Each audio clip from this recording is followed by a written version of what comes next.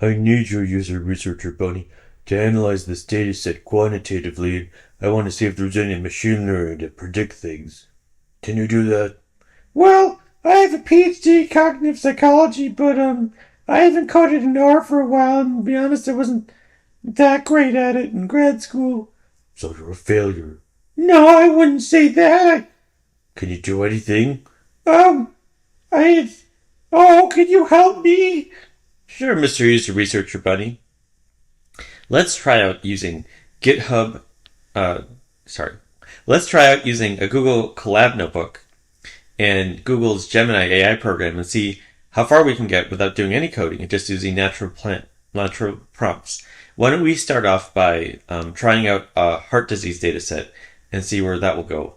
But that's not the data set I wanted. Yeah, but let's try it on that and then see if we can make it work. And then we can try your data set, which is probably confidential and probably don't want everyone seeing it too. Oh, no, I don't want them to see. What if I lose money? I need to beat all my competitors. See, we don't want that. Okay. All right, fine. Let's go. Let's see what we can do. So here we have a Google Collab notebook. Why don't I call it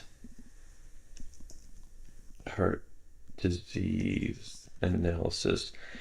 And so I'm going to go to Kaggle.com and I'm going to take this heart disease data set, this public health data set. And it tells me some stuff about it, but I'm not going to worry about it. Let's see how much I can get um, from the Google Collab notebook and by vibe coding data science. So we're going to download it. And here I have it. And I have heart disease.csv. I'm going to drag it to my desktop just to make it easier to find, but you can put it wherever you want to put it. So I'm going to put it here. I already have it from before. Okay. I go to my Collab notebook, and the first thing I need to do is upload the dataset. So there's this folder here. Let's make it bigger. There's this folder icon. I click on that, and then I click on this one, and I upload a file, and I find my heart.csv file. Okay, great. Nice and easy. I don't care about that. Okay, it's all there. So I go type in Gemini. I actually thought before I needed to go to my GitHub Copilot and paste code, but having Gemini inside this Collab notebook is great. I don't even need to do that. I can just use Gemini. I'm not saying that GitHub Copilot isn't useful, but I'm at the stage where the AI tools aren't really differentiated in my mind yet, so I'm open to using whatever is easiest and most accessible. Okay, so why don't I ask it, please load the heart.csv dataset I uploaded. I like to try to be polite with AI. That way I don't lose my human skills. Okay. Let's see if we can find it.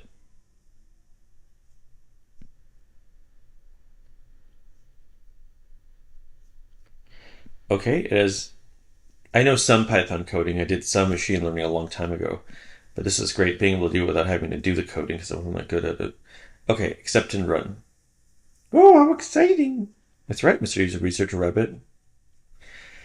So here we're seeing all the columns and, okay, a lot of different variables. That's cool. What this does. Oh, okay, cool. It shows me a bunch of variables. Now here, it's not going to tell me what the variables mean, but here it will tell me age, sex, chest pain, resting blood pressure, serum cholesterol. Okay, I'll keep this in mind. Okay, and do I want to explore the data set? Yes. See what it does.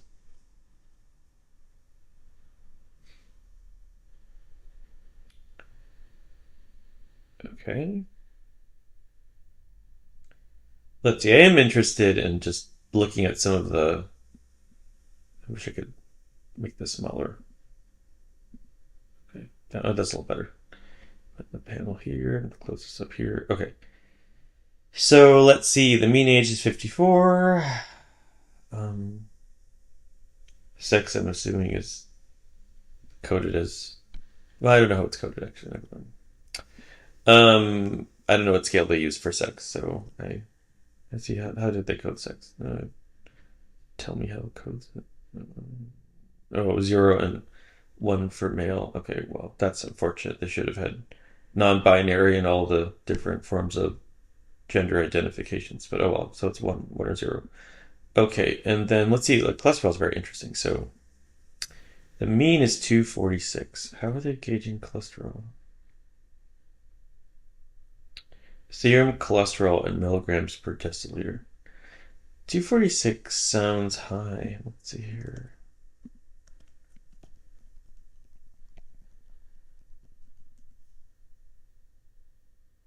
Okay, it's borderline high. All right, okay.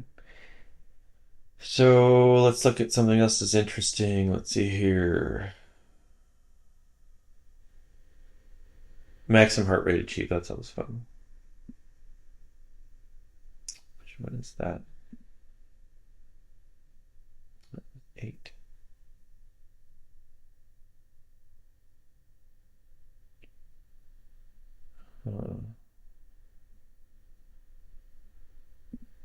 Fasting blood sugar. I think that look must be what it is. Okay. 149. Wonder how that's beats per minute or something. Not sure. Let's see here. Yeah, I don't know how this is. Oh, okay. Maximum heart rate achieved 71. Although it must be beats per minute or something. Exercise induced angina. Okay. Cool. So that's helpful. Yes, I would like some visualization. Let's see what it does.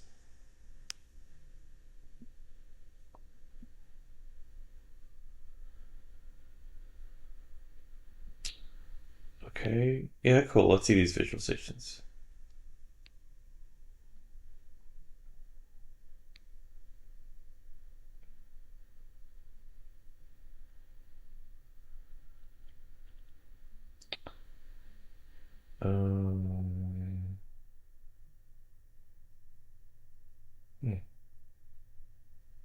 That is.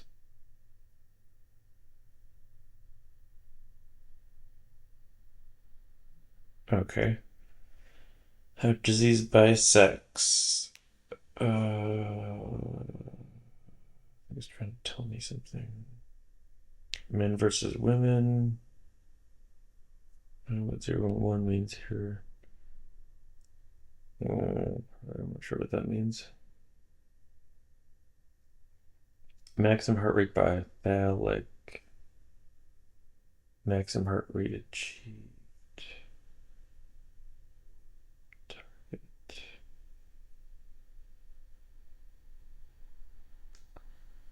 Sure what this means. This is the maximum heart rate achieved. Oh, it's for men versus women, maybe? It's 0 and 1. Let's see here.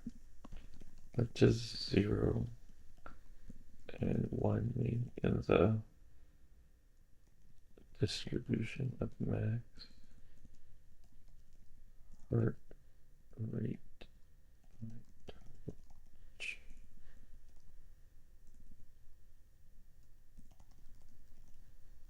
Okay. It tells me what this means. I think it's men and women, but I'm not sure. Target.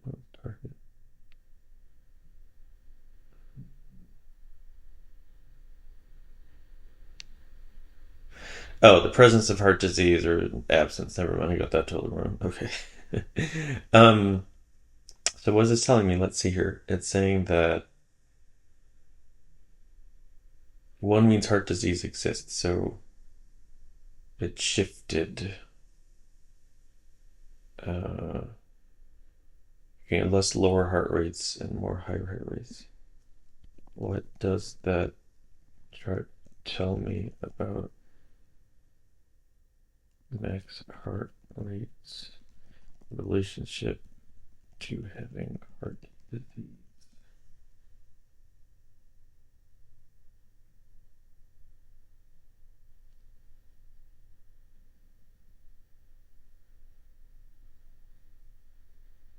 Okay, that makes sense. If you have a weaker heart, you pump more times because it's not strong. If you have a lower heart rate, that means that you have a strong heart. It pumps more blood in each pump. I remember that from my undergraduate in neurobiology. Okay, cool. So we have here distribution of age. Let's see.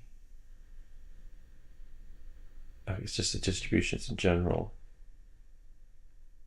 Resting blood pressure. Oh, how interesting. Okay.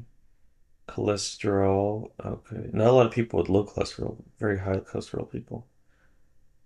Chest pain types. What are the chest pain types?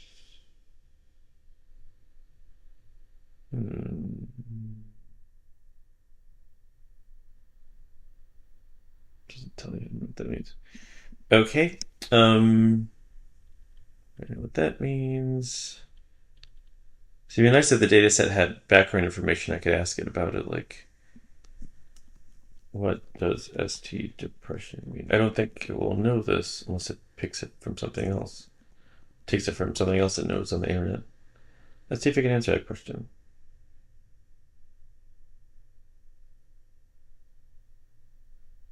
Hmm.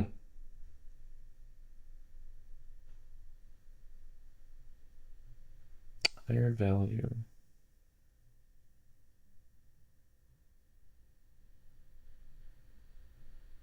Oh, so it's bad. Okay, interesting. Okay, interesting. Data analysis key findings. Okay, individuals with atypical angina have a higher incidence of heart rate.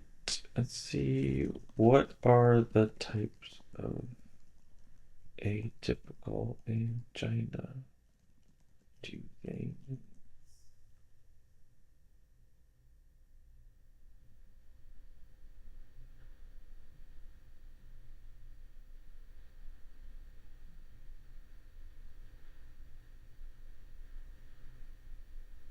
Something about chest pain.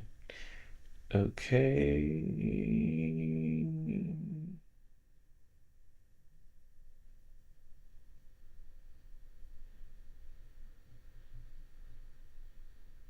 Okay.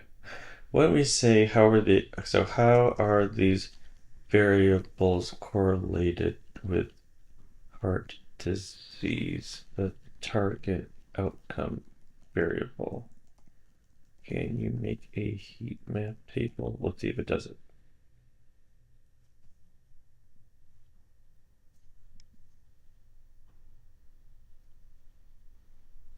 Did you apply machine learning on it yet? Not yet. We're still looking at it. I don't even know if it's the best thing. Do machine learning. What? Did make it an agent, but then use Gen AI and monetize it. It's a heart disease data set. If it's data, you can make money off it. Big data, synergy. Okay, fine. Maybe make a product later. Maybe we should give it for free, don't you think, to help people with heart disease? Um, Let me think about it. Will I get promoted? Yeah, maybe you'll get promoted for it. You'll get a promotion. Okay, well, let's do it. Okay. All right, Mr. Product Manager Parrot. Let's see. Let's do a correlation matrix. Oh, wow. That's great. It did it so easily. It's so much nicer not having to code this. Not that I was ever that good at it, but coding, I mean. Uh,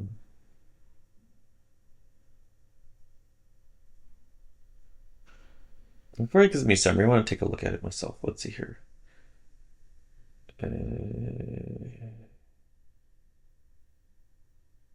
Age. Let's see, variable age should be correlated with. Age should probably be correlated with resting blood pressure, maximum heart rate achieved. Thalic. I bet the greater the age, the worse the thalic. Okay, that's right. That seems good. And then maybe correlated with serum blood, that maybe more cholesterol older you are, but maybe not. Let's see, cholesterol. Yeah, it's kind of. Yeah, the greater the age, the more cholesterol. Interesting. That's interesting. Let's see something else we think would be sure would happen. Let's see here. If exercise induced angina, you should be more likely.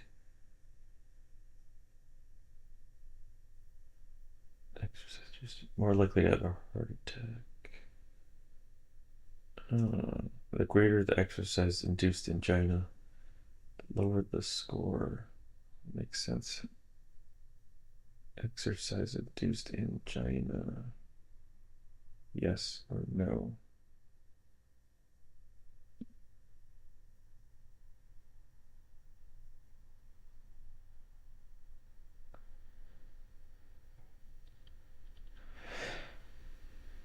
So negative relationship with the target means as the angina goes up, the target goes down closer to 0. Doesn't make sense. Let's see. What's the relationship with and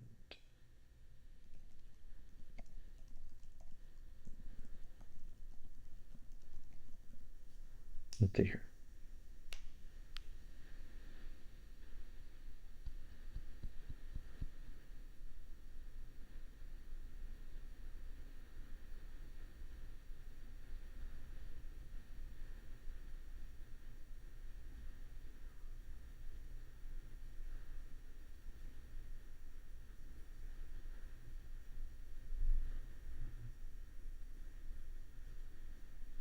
Positive association be X, J, and the target variable.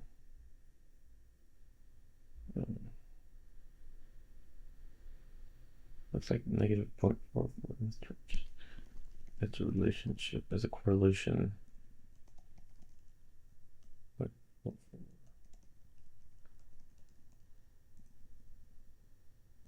X, target. That's right.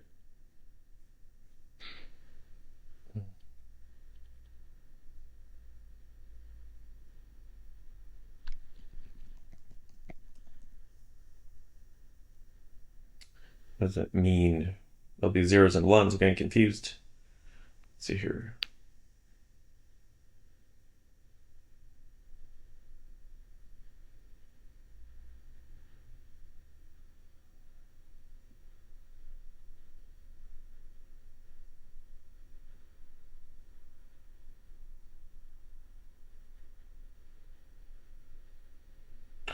Yeah, I knew this didn't make sense. Okay, so they're even saying that this is counterintuitive. Okay, well, that wasn't wrong. So let's say here, summarize the major correlations in this heat map. Let's see what's finding.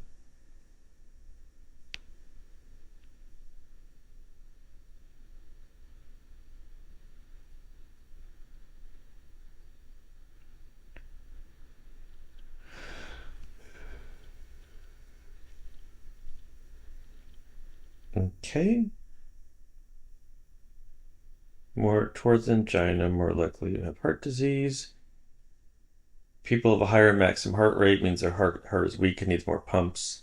More likely to have heart disease. Okay. So there's what that means. Let's see here.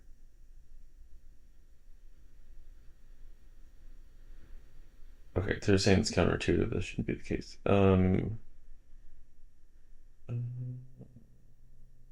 that's counterintuitive. Number of major vesicles colored increases. Likelihood of heart disease decreases. I don't know what that means either. Thou. Where's thou? I don't know what that was.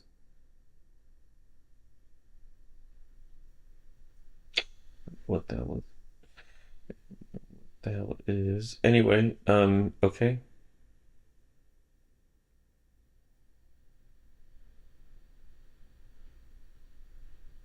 People with higher maximum heart rates during exercise are less likely to experience exercise-induced angina. They have a negative correlation of negative 0.39. Okay, well that's helpful. I understand that one. Well, you know what? This is really helpful, the summary. Let's see if I can make the summary into a table. Can you make a table out of this correlation summary? This is definitely something I would have had to look at myself for a while to figure out. So the fact that it could do this for me automatically is very helpful.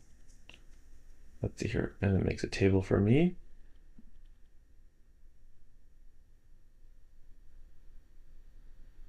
That's nice. Okay. Now let's see. Can you make a regression model that predicts heart disease based on variables you think are highly predictive in this data set? Okay, see here. Can you predict heart disease based on these variables? Make me a model. Okay. Select features. Train a regression model with the data. Okay, see here. It's going to do all these steps for me.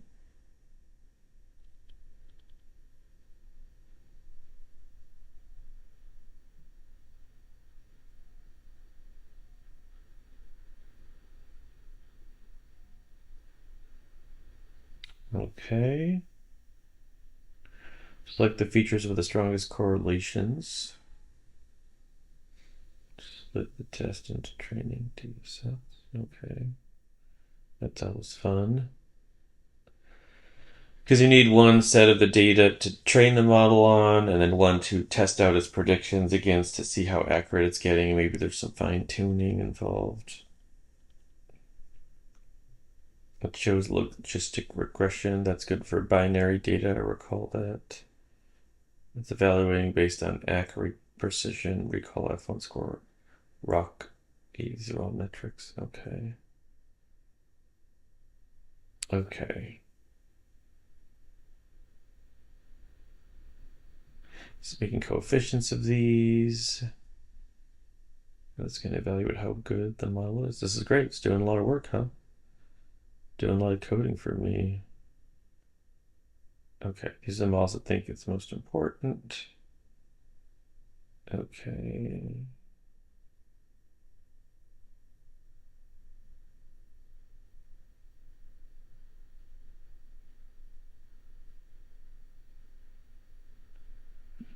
Okay, cool. Say how effective is this model in plain terms? Okay.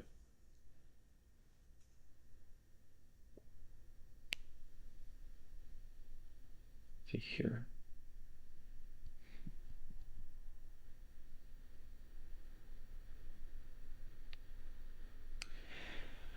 81% of the time it could predict it. These are all these precision recall things.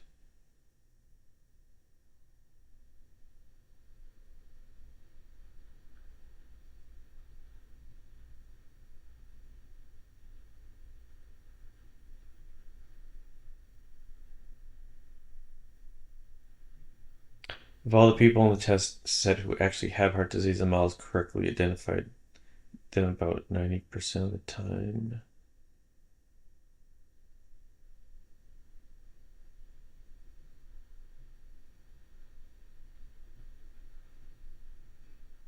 Let's see here.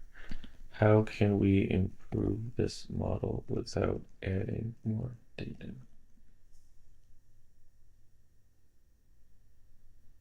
It's exciting. We got a regression model of this. And let's see what it says. Do this. Are we rich yet? No, again, we're not getting rich. We're using this to help society. Oh, right. Am I promoted yet? No, not yet. Why don't we post on LinkedIn and then we can tag you and then maybe you'll get a promotion. Okay. I want more equity. All right, fine. Let's see here. Feature engineering, model selection tuning, address imbalances. Let's see here. Let's see what it does. All right, it's doing it for me. Feature engineering, create new features, better at capture relationships, tuning it with different hyperparameters, addressing imbalances. It says pretty balanced. Regularization techniques.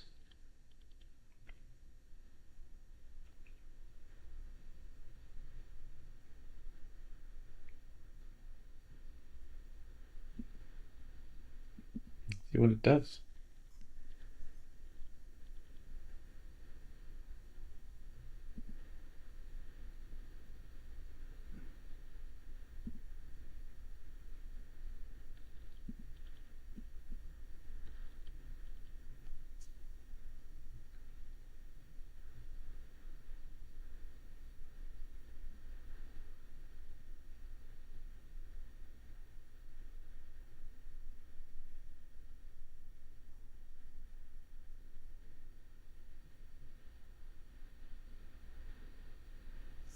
See how it's doing.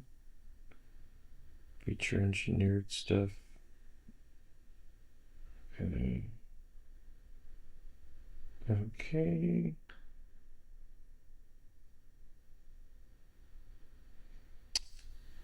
Failure.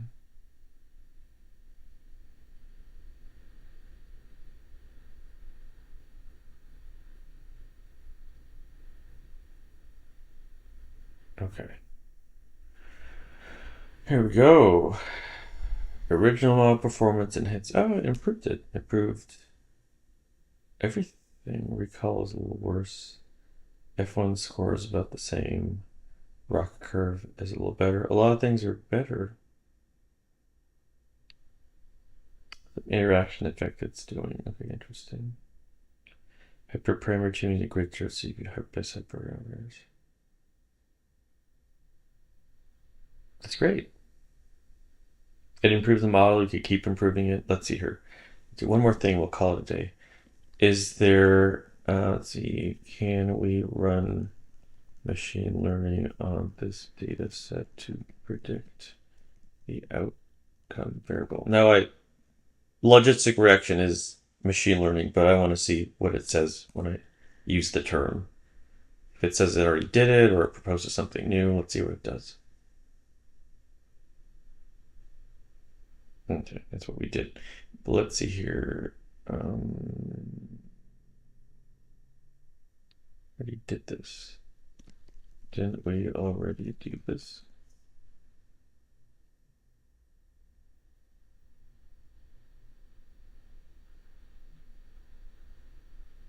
Okay. Let's see here. Can you understand something? XG boost and use trees to predict heart disease. Let's see how that performs. I did an XG boost thing once, and let's see how it goes. Okay, oh cool. So it's gonna run XGBoost and we can compare it against that other thing.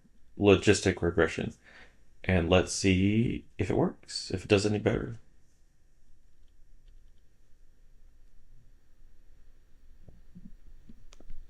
Yes, I would.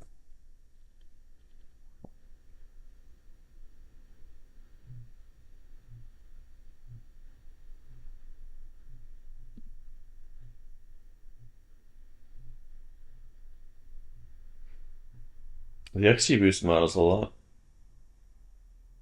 more accurate. Huh. If XGBoost is so much more accurate, then why didn't you suggest it instead of logistic regression?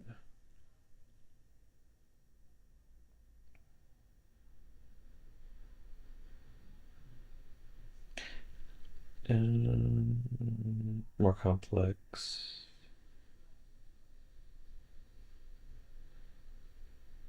Okay. Would you have suggested that at some point? Let's see here. It shows you how knowing some machine learning is helpful. Can't totally rely on it. Model selection tuning step intended to experiment with models. Okay, well, it might have gotten to this then, it seems. All right, great. Look, everyone, this is really exciting. We just ran machine learning without any coding at all, just prompting, right? And so this shows you that currently using Gemini and the Google Collab notebook, you can run machine learning yourself. All you do is tell it to predict stuff, and you can explore data sets, and you have to write any code. It's really exciting, right? So to all you product managers and designers, and especially to qualitative user researchers, you're empowered now. I mean, you can do a lot more than you used to be able to do with a notebook like this or similar tools. And you don't need to feel like you can't do any data science and you can't do any quant hard coded research. You can do stats now. So now a great time. It's the best time it's ever been to learn statistics because now you can take those concepts and you don't need to worry about your coding abilities. You can just apply them and uncover great insights. In another video, I'm going to go over a more UX-centered data set, but I think this is a good start. It's very exciting. Yes, I'm very excited to use this. When we look at click rates and CSAT scores, now you're talking my language. But it's good we help people with heart disease too. That's right. Thank you, Product Manager Parrot. Yeah. All right, well, super exciting. So until next time, hope this video helps you and love to know your comments and data sets that you've been exploring. And next time we'll look at a more CX, UX centered data set and see what we can do. And if you need any help with training your team on qualitative or quantitative user research, or you need some help with surveys or looking at analytics or designing interview and design research studies, designing metrics, or doing design thinking workshops, I do all of that with my company, Cognitive Singularities. I also train your team on these methods so you don't need to hire a researcher if you don't have the money. I can get you started on some of the basics so you can do some of that work yourself. So please reach out to me and follow my channel. I also have a meetup. All those links are down below, and I hope to see you there. All right, thanks. Bye.